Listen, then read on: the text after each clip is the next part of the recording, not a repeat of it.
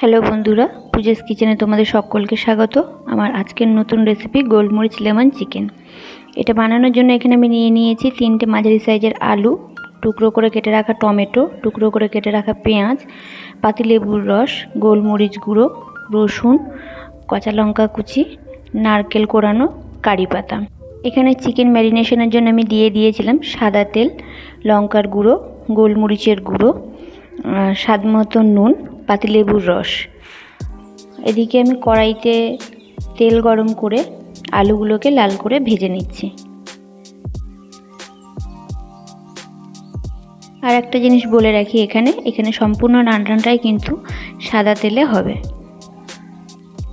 ফোড়নে দিয়ে দিচ্ছি আমি গোলমরিচ,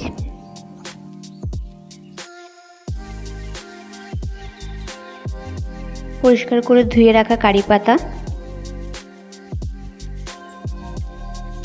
তারপর আমি দিয়ে দেবো এখানে ছাড়িয়ে রাখা গোটা রসুনগুলো আপনারা চাইলে কুচি করে কেটেও নিতে পারেন। এখানে আমি গোটায় ব্যবহার করেছি। তারপরে দিয়ে দিচ্ছি আমি বড় বড় করে কেটে রাখা পেঁয়াজগুলো। তারপরে এটাকে ভালো করে নাড়াচাড়া করে একটু যখন লাল লাল হয়ে আসবে তখন আমি এর মধ্যে দিয়ে দিলাম টুকরো করে কেটে রাখা কাঁচা লঙ্কাগুলো। তারপরে দিয়ে দিচ্ছি আমি টুকরো করে কেটে রাখা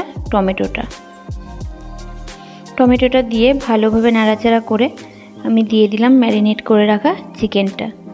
দিয়ে ভালোভাবে পেঁয়াজের সাথে মিশিয়ে নিয়ে একটু নাড়াচাড়া করে যখন তেল ছেড়ে যাবে তখন আমি এর মধ্যে দিয়ে দিলাম সামান্য পরিমাণে চিনিটা দিয়েও নাড়াচাড়া করে দিয়ে দিলাম আমি ভেজে রাখা আলুটা দিয়ে ভালোভাবে নাড়াচাড়া করে নিয়ে এখানে আমি দিয়ে দিলাম পরিমাণ মতন জল। এখানে কিন্তু খুব বেশি ঝোল হবে না, সেই বুঝে আপনারা জলটা দেবেন। আর রান্নাটা হবে একদম লো ফ্লেমে, যেহেতু খুব বেশি ঝোল থাকবে না, সেই কারণেই আলুটাও সেদ্ধ হতে হবে, চিকেনটাও সেদ্ধ হতে হবে। তো মাঝখানে আমি 2-1 বার নেড়ে দিয়েছিলাম। তারপরে আমি এটাকে 5 থেকে 7 মিনিট পর খুলে এরকম যখন হয়ে এসেছে তখন আমি এর মধ্যে উপর থেকে দিয়ে দিয়েছিলাম কুড়িয়ে রাখা নারকেলটা একটু মিক্সিতে ঘুরিয়ে নিয়েছিলাম আমি, নিয়ে ওটা দিয়ে দিলাম এক্সট্রা যে লেবুর রসটা ছিল সেই লেবুর রস, দিয়ে দিলাম গোলমরিচের গুঁড়ো। এদিকে তৈরি হয়ে গেল আমাদের গোলমরিচ লেমন চিকেন।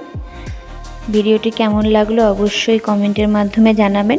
ভালো লাগলে পরে একটা লাইক করবেন। দেখা হবে অন্য কোনো ভিডিওতে।